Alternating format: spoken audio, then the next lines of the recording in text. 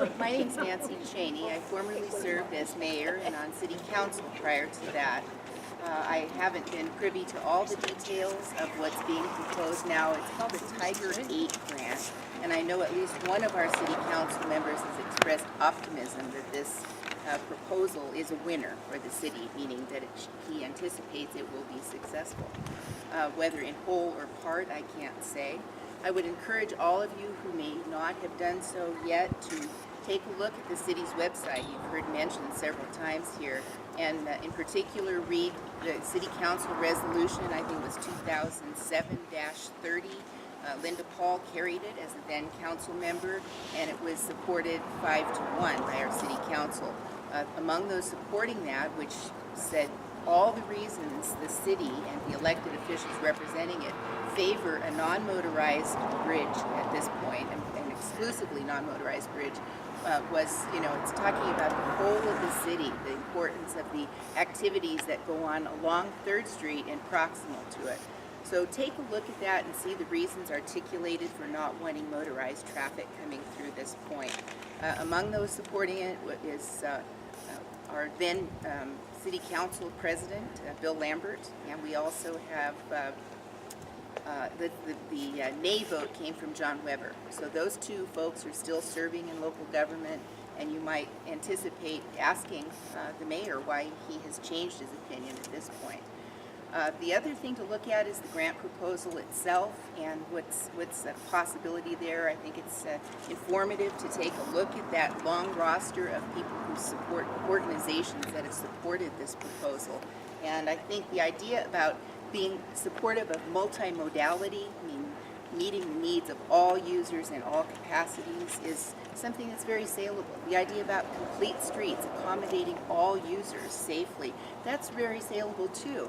And when you talk about connecting the grid as far as transportation infrastructure, I went back to school as a non-traditional graduate student, and Nils Reese was there, and he's probably among the people articulating the reasons for keeping this connectivity in cities.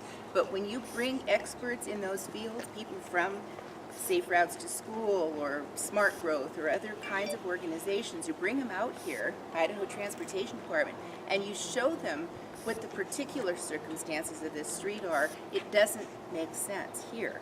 So, while this may be a general truism, it's not necessarily true in this particular case. As personal as this is to so many of the people who live along the corridor, I think it's important to articulate the reasons that keeping this as a non-motorized route is important for the whole of the city. And so those reasons are articulated in that resolution that Linda undoubtedly helped craft back in 2007. To talk about the community center, East City Park, Lena Whitmore Elementary School, the Friendship Hall, the Moscow High School, the core of downtown. Why would we invite those many extra vehicular trips through here to bisect a town that is so vibrant now? And our downtown is vibrant, and that's atypically so. So let's not be so obsessed with having too many east-west connectors. I think when we build future ones, we can anticipate that we need that connectivity. But what the proposal is going to do is try to mitigate the problems of traffic out here at White Avenue and at 6th Street, and putting in roundabouts because they're trying to undo or reduce the amount of damage done by that. Why in the world would they create it at this location? So I think there are some sound arguments to be made. I do agree that finding advocates, they've presented a copy of this resolution for anyone who might like to read it here as a hard copy. Does anyone have access to a digital copy that they could send us? Right, I've emailed it to Frank, and along with some other documents that we have talking about this. It's been brought up many times over the years.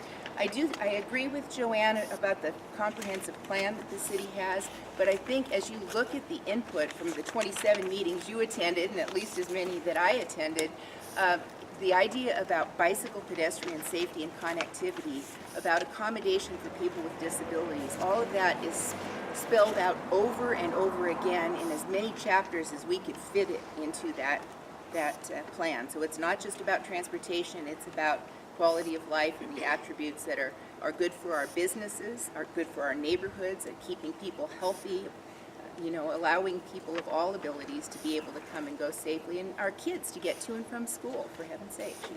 We want to promote that.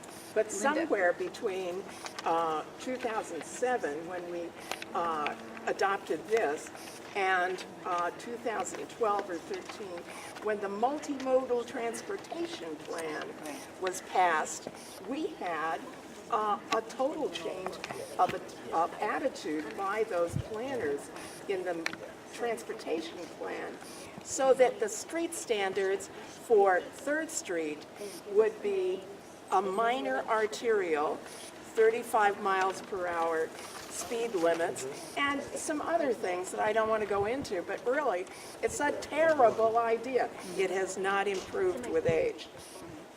Now, is the mayor in favor of this now? Yes, he is. He supports what they're calling complete street segment, which would accommodate cars and trucks, as well as bicyclists and pedestrians, people using wheelchairs and other mobility I will devices. have to have him at our meeting again. The last There you meeting go. we had him to, he was with us for a pedestrian bridge. There was a window of time in which the city council said, because a bicycle pedestrian bridge is so much less expensive, let's offset it in anticipation that somehow in their wildest dreams they get this big gob of money to make that possible. They would still leave open that possibility. They wouldn't preclude the prospect of developing a bridge for motorized vehicular traffic, but they were supportive of that offset bicycle pedestrian bridge, and that's still a possibility. The other piece is to say, look, if you're planning a complete streets project here, please think about requiring that same roundabout that you're proposing for these other streets to the south. As they invite more motorized traffic in anticipation of future development on the east side, I think it would just have the cause people driving from those neighborhoods that direction, heading to their jobs, say at Washington State University or Schweitzer Engineering, two of our biggest employers, their objective is going to be to bomb on through as efficiently and easily as they can. So let's at least anticipate that if this city council is bound and determined that this is to be a through route, then make it less attractive for 35 miles an hour and that sort of thing. I think there are some very sensitive uses along the way that warrant protection, and Aaron was correct in saying that this was a big election issue back in 2005, and probably before. I think probably when I was on city council. That's right. And I remember speaking with then Mayor Marshall Comstock, who said that he'd heard the citizens loud and clear, and the money wasn't in place anyway, and so those two things combined, they decided that was not going to be an issue for a while. Yeah. Questions? Yes. Yeah. For those of you who are not for this particular roadway, there's one very important thing that you better consider, and that is your property value is going to go way down. Nobody wants to get in a street like this where they have a highway through it. Right. And so it's a very important factor that people better really consider besides the other ones, which would be better. Just to follow up on what Paul's point is, some of you may have lived here long enough to remember what West A Street was like years ago. It was a quiet, walkable neighborhood, tree canopy, a lot of close-knit neighbors there. And as that became kind of it was to augment what was going on 3rd Street, which is the state highway over there.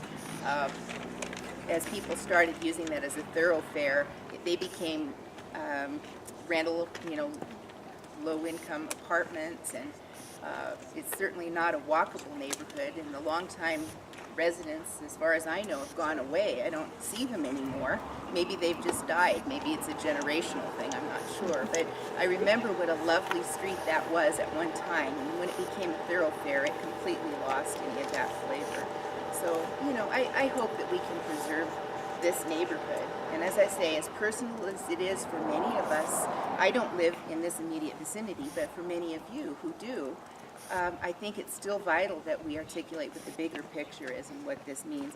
And for those people who are in policymaking positions or funding positions, to say, please come to this site and walk it with us or bike it with us. And that's how we prevailed on some of those experts to say, I get it. I'm normally all about connectivity, but I think there's a reason for an exception.